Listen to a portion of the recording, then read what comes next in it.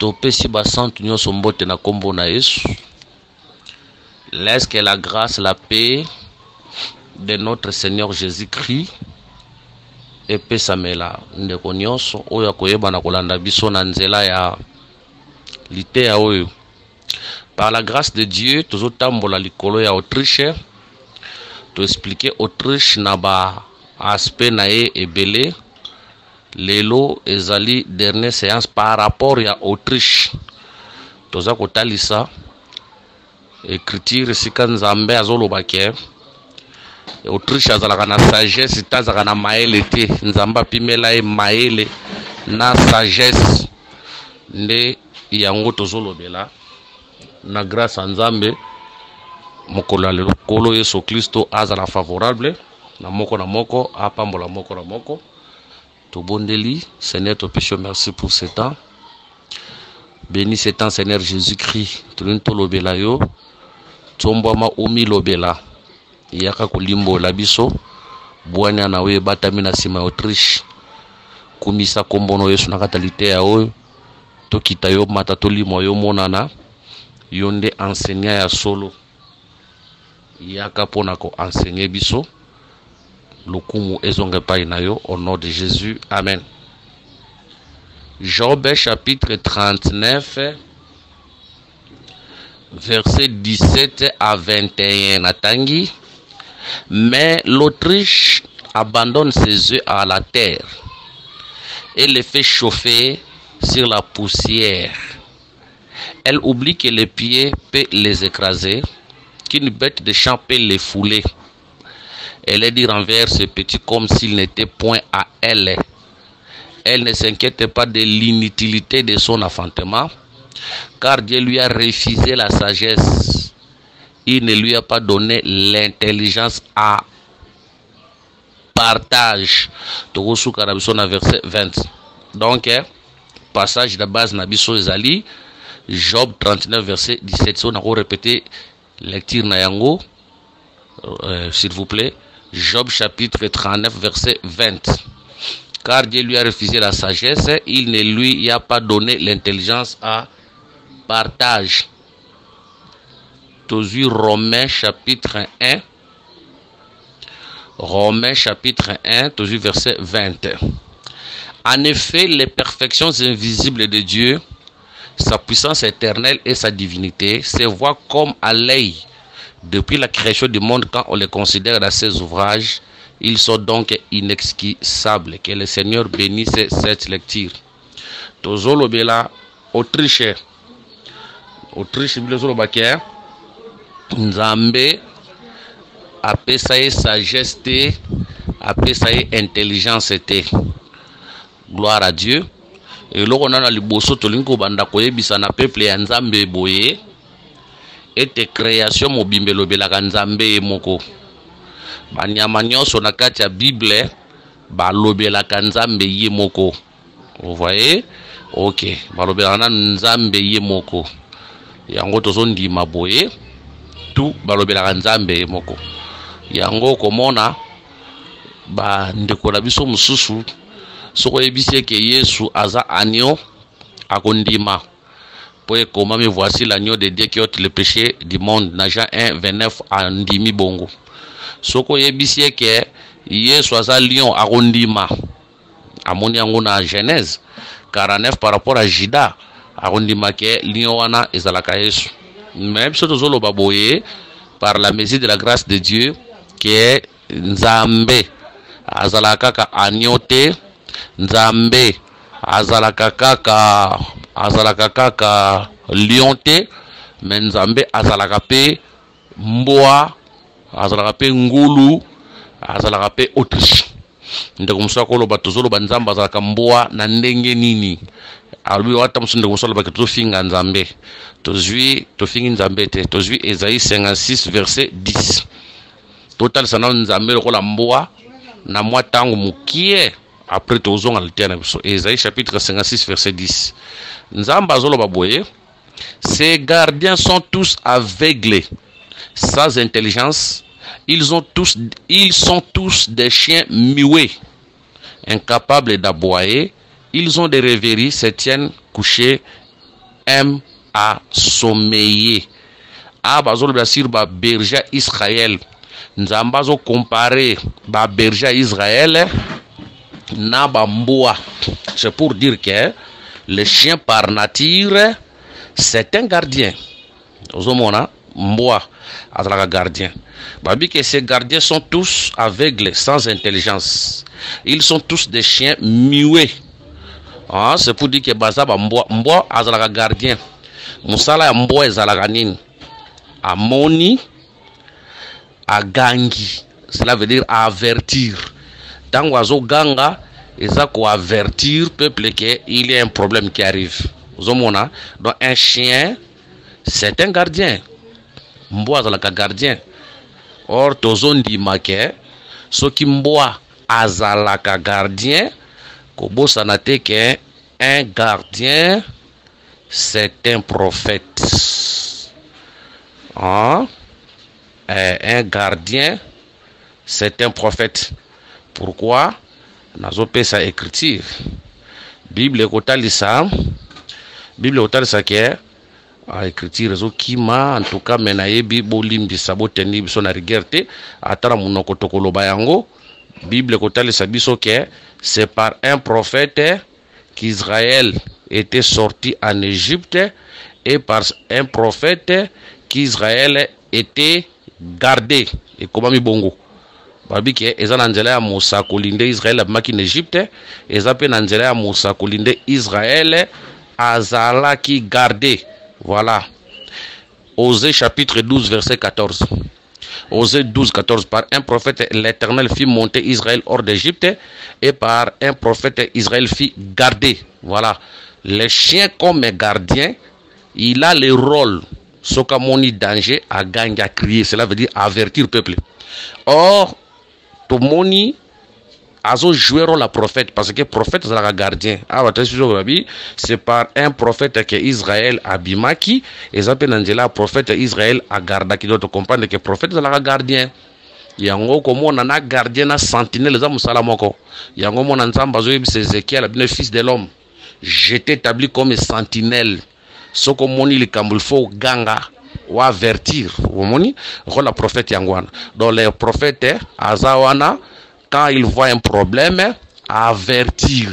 Quand ils voient un danger, zakoya, avertir. Donc, rôle mboa yangoana, mboa zalaka bachaka e, azalaka gardien. Batubalali, lui est en train de veiller. Quand il y a un problème, à crier. Mais ici, nous avons besoin de prophètes comme des chiens muets. Cela veut dire Dieu est en train de condamner les comportements de ces prophètes.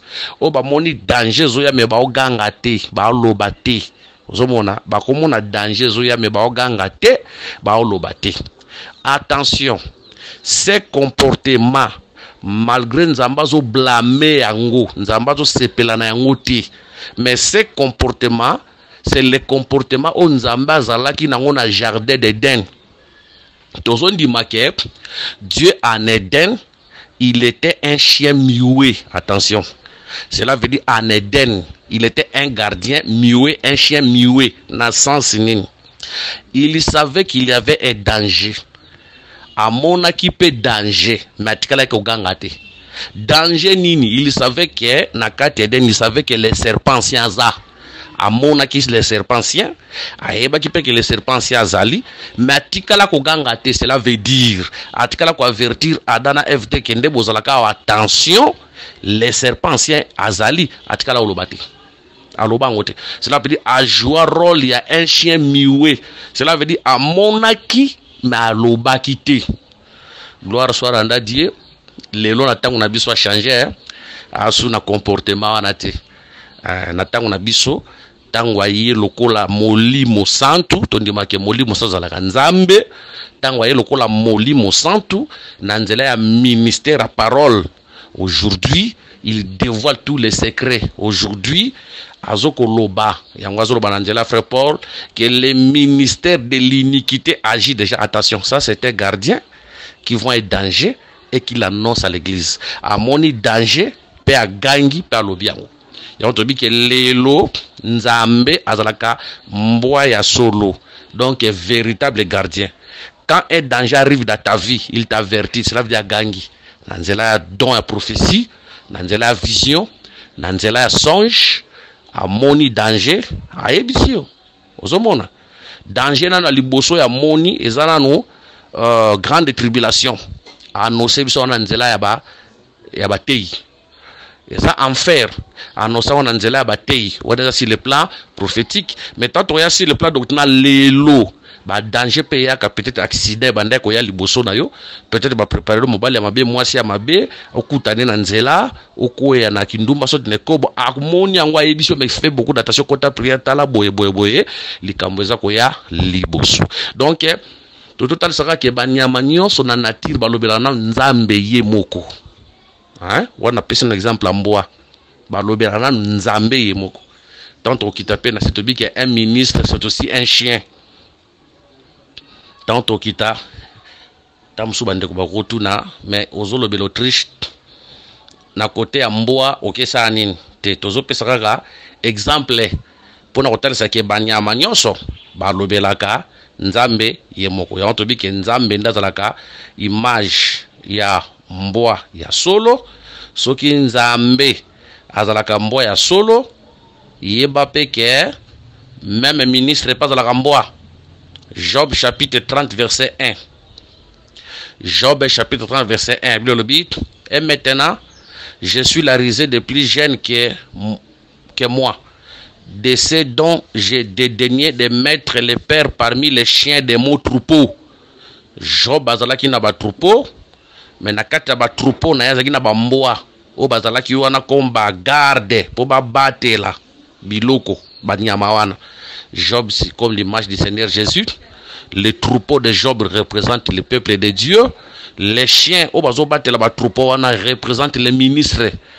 Un ministre de l'évangile est là comme gardien. Autant à moni danger zoya, il faut avertir le peuple. Nanzela prédication, nanzela enseignement, nanzela ya conseil. Quand il voit ça, même la parole de connaissance, la parole de sagesse, afin que l'Ecclésia est à la garder contre les dangers que les saints nous bénissent. Maintenant, tozongi pona kotal sa ke Bible zolo ba ke Autriche nzamba pesa e sagesse te. Apesa e pe intelligence te. Siko ndeko mo tunanga mutuna bibo. Yo lobi ke Autriche za nzambe. Tundimi ke Autriche za nzambe. Bo sikoyo bazolo ba ke ba pesa Autriche sagesse te, intelligence te. Veut dire nzamba za sagesse. Veut dire nzambe aza sa intelligence. Atuni mutuna ndengwana. Ndeto nto répondre na mutuna wana. So toroba kenzamba za sagesse c'est trop grave. So toroba kenzamba za intelligente c'est trop grave. Tozon limana nu ke banyama nyonso balobela kanzambe moko to pesa exemple ya mboa. Banyama nyonso balobela kanzambe moko. Même Autriche alobelaka nzambe ye moko. Mais maintenant nzamba zoloba ke Autriche apesa Autriche sagesse te, apesa yepe intelligence te. Cela veut dire makambo Autriche asalaka wana. Soka zalaka na sagesse akoki jamais kosala makambo asala kawana. Soka zaki na intelligence akosala jamais makambo asala kawana. Cela veut dire na sagesse na bomoto boye Autriche azana ngoti.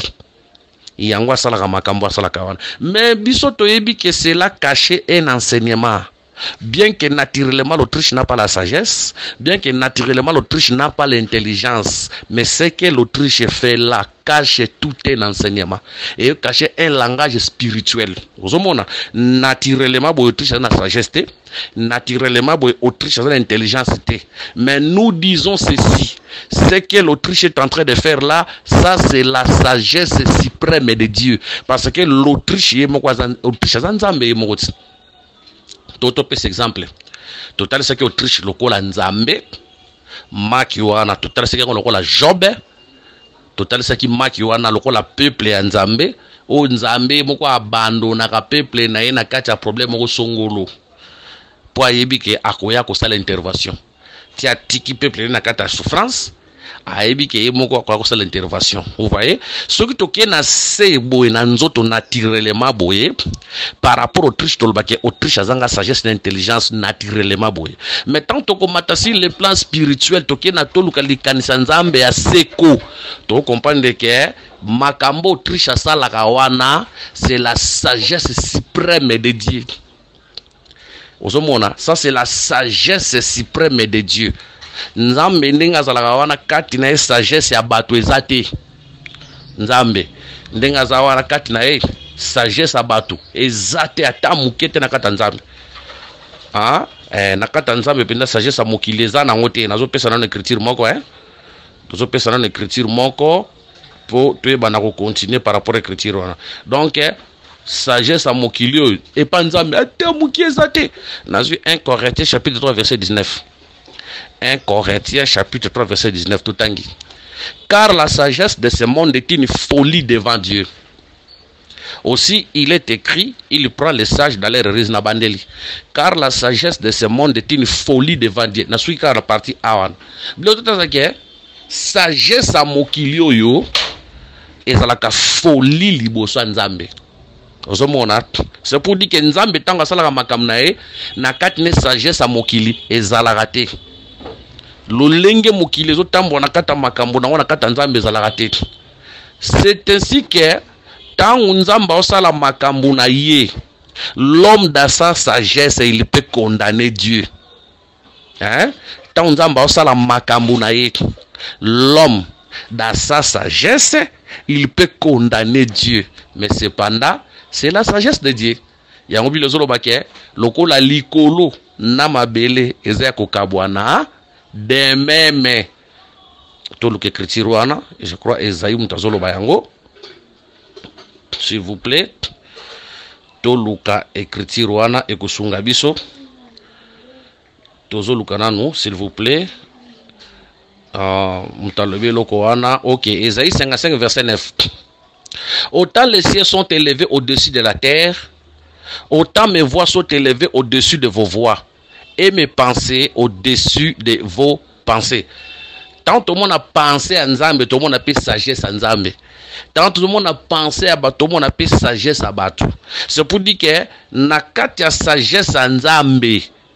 Tant Nzambe a sala makabu nakata sagesse na e. Yo muta mokili na sagesse na mokili oloba pina loko Nzambe asali zalaka te Nzambe asali mabe makasa asali bongo pona nini. Cependant c'est sa sagesse. La sagesse de l'homme peut condamner la sagesse de Dieu. Na sens nini? Ta Nzamba exemple asali kamoko songolo yo telemi yo siliki te Nzambe likambo asali malamu te eloko asali mabe, mais cependant c'est la sagesse de Dieu. C'est pour dire que muto mokili selo sagesse a mokili makambo Nzamba zo sala wana muto mokili ko benga ngo liboma. Ozomona makambo Nzamba zo sala wana pona muto mokili antuka Nzamba za maele te poni Nzamba ko sala bongo. Hein? Tozo pesa siko écriture moko. Bible zotal de sabiso boye. Nazo luka écriture s'il vous plaît un peu de patience.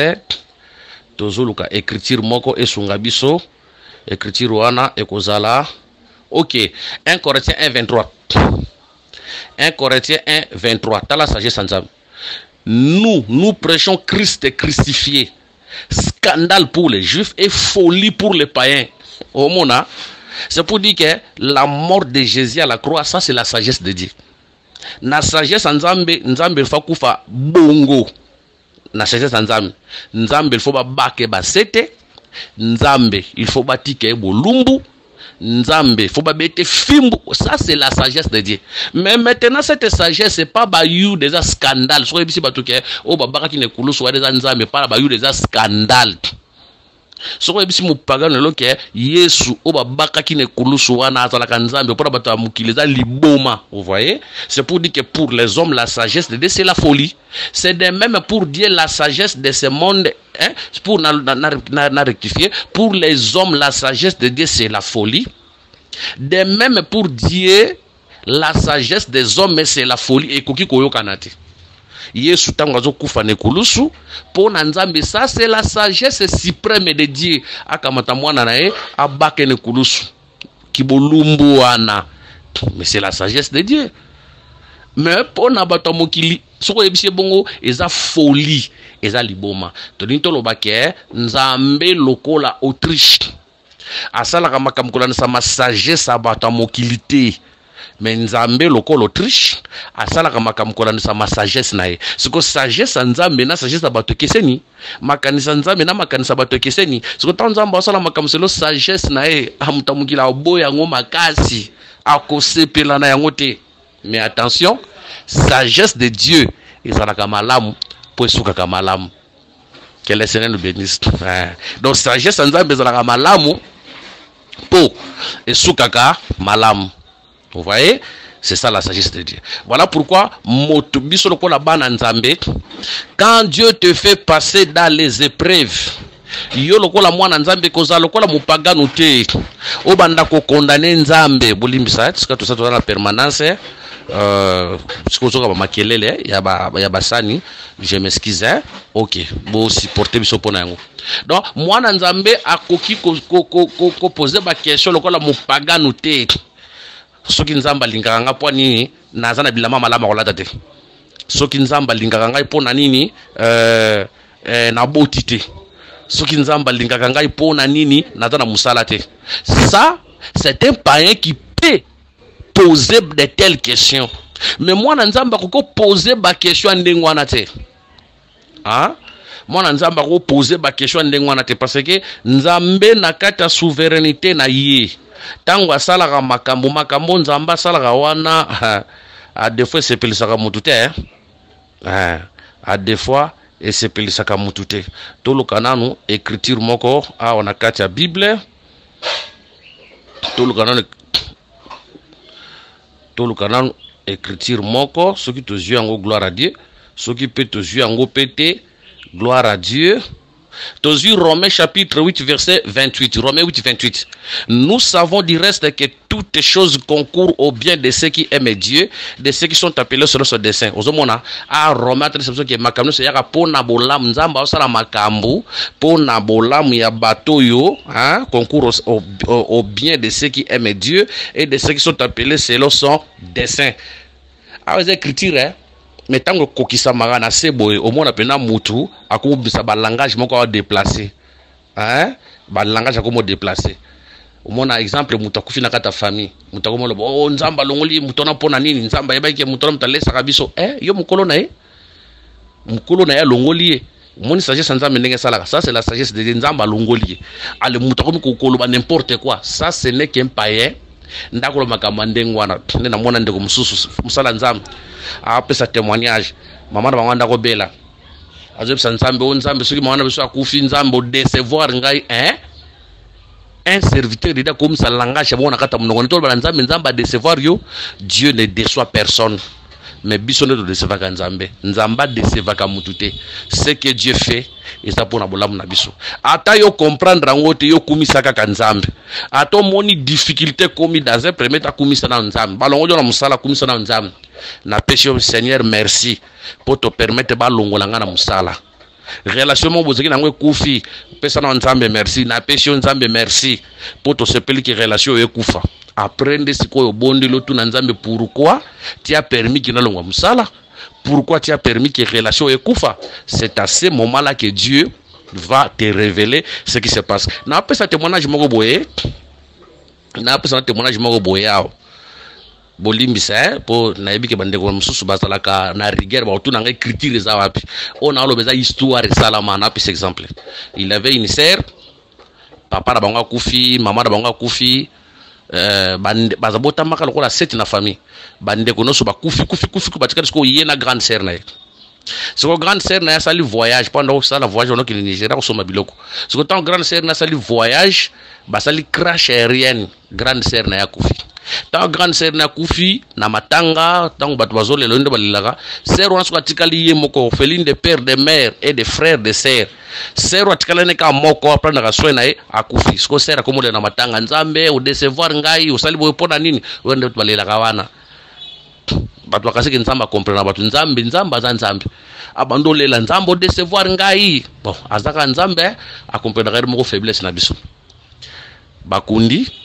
Après quelques jours sœur wana lali nzamba bando talese sikoyo atalese sœur na bango oya kusala ke crash aérienne ye mutaboma papa na bango ye mutaboma mama na bango ye mutaboma bandeko na bango nyonso et puis ndeka bando ko sala voyage on ezalaki pour sacrifier siko soki nzamba tika ya sala ka voyage wana kendaka ko maka ye sœur wana linga kufa. Mais nzamba tali lokola dingaki sœur wana bi po sœur wana kufa te abomi grande sœur wana abiki. Tu vois la sagesse de Dieu, bien que ko salo mabe mais supporter yango. Est-ce que sœur wana tango ala muka qu'est-ce qu'elle là qui lisusu Est-ce que finga qui sous nzambe? Est-ce que condamna qui sous nzambe? Ne soyons pas pressés de prononcer ba parole moko ya buzo ba liboso nzambe. Peu importe le problème qui peut arriver. La première des choses, bandana ko remercier nzambe. Yebi se nzambe na pesho merci parce que tu as permis que le kambo e koma. Soko linga ke koma te linga ke koma te. Mais ko le komi yo muto permettre kambo sani e komela ngai. Omoni après nde sikoyo otuniye. Pourquoi tu as permis que le kambo e koma? Akoye bisayo parce que c'est ton père. Akoye bisayo. Pour ça papa na yo. Akoye bisayo que ce qui na permettre que le kambo e koma, eza pona boye, eza pona boye, eza pona boye. Voyez? Voilà. Mwana nzambe azalaka nde bongo. Voilà, tozui psaume. Tozui psaume. Tokosu ki sa wana chapitre 5. Psaume chapitre 5, Tobandina verset 16. Psaume 5, Tobandina verset 16. Il appela sur le pays la famine, il coupa tout moyen de subsistance. Awa, baota sanenge nzamba benga ki nzala côté Jacob azala ki na banana e. Verset 17. Il envoya devant eux un homme, Joseph fut vendu comme esclave. Dans la sagesse en Zambé. Verset 18. On serra ses pieds dans des liens, on les mit au fer.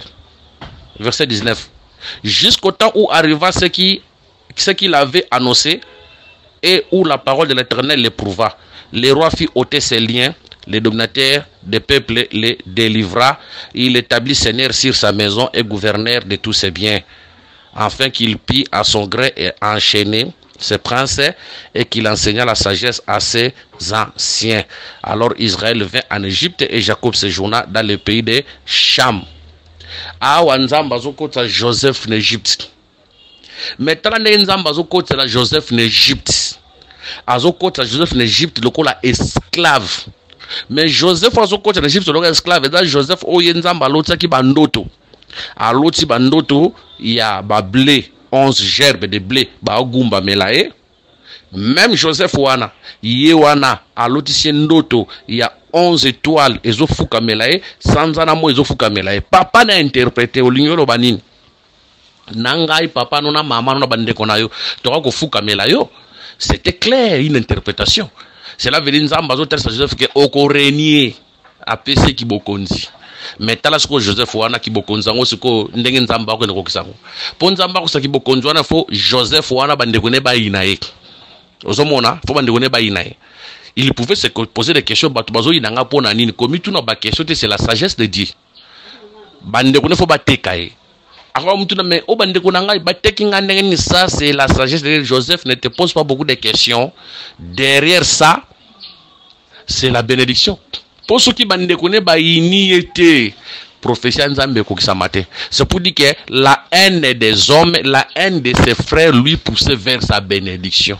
La haine des hommes, la haine de ses frères lui poussait vers l'accomplissement ya bandoto ya lotaki. Osomona. De même Jacob na Esaü. Tant ba pamboli Jacob. Jacob avait toute la bénédiction de son père. Mais la bénédiction de son père ko lata nzoto isika papa zate. Il faut longwa akende na pays étranger. Mais akokende na pays étranger ndenge nini fo ndeko na inae akana bomae. Soko ina ndeko na ye wana ndeko tindika akende kote lipamboli na ezali. Vous voyez, maintenant, tant que Joseph a qui comme esclave, croyez-vous que Joseph a dit que vous pouvez dire quoi? Ce que tu as dit, Joseph, bien que la Bible c'est terre, na makambo Joseph a lobaki, Bible et c'est terre lobi en côté, Kobo sentait qu'ils étaient des hommes de même nature que nous. Ndengo zomona passe, ndengo ya mona qui passe. Ozomona, il pouvait dire quoi cet là? Tu es sur lobani. Soit bandako lobani to ebite tout se réservé wana to ki musika to ndako lobato ebite mais bile zo baki akendaki akotaki même prison ba interception ki na ba chaîne pharaon to ka ngola ba chaîne nai na suka Joseph akoma mokonzi na suka Joseph nzamba ko tombola e Joseph akozwa gloire poto ndimaka ke Joseph ya solo ezalaka na onka Yesu te tondi magijwe fasole zalaka Yesu petango yaka na sa mukilio po Joseph tango azolota ndoto wana azalaka roi déjà na kata ndoto wana talaka roi, mais tant azokota na kata Égypte azokota lokola esclave lokola un homme de rien, mais akosuka bongo ta kotombwama. Tondimaka que Jésus depuis l'éternité il était roi, mais tant waki na sa mabele ayaka comme serviteur, ayaka comme esclave. Yango bi que le fils de l'homme ayaki pona ko po basalela était mais pour servir, il était venu comme esclave pour travailler, pour nous racheter. Mais à la fin de quoi? À la fin de toutes choses, voilà pourquoi Dieu l'a souverainement élevé. Il doit donner le nom qui est élevé au-dessus de tous les noms, afin qu'au nom de Jésus, tous genoux fléchissent dans les cieux, sur la terre, sur la terre, et qu'au nom de Jésus, tout le monde confesse que Jésus est Seigneur à la gloire de Dieu, le Père. Ça, c'est la sagesse de Dieu. Donc, selon la sagesse de Dieu, Jésus, Fabotama, Moutou, a souffrir, a Koufa Lokola, a Netola Malokola, Mokonzi. Bref, total si la sagesse de Dieu, Nakatia, Autriche. Que le Seigneur Jésus-Christ nous bénisse. Ben, numéro de téléphone des alliés, plus 243, 99, 88 77 333 plus 243 84 22 64 114. S'il y a des questions au Bengi Biso, Tosololipona, Autriche, Tosukisiwana, prochainement, Tosimba, les cheval paix en Christ, prochainement.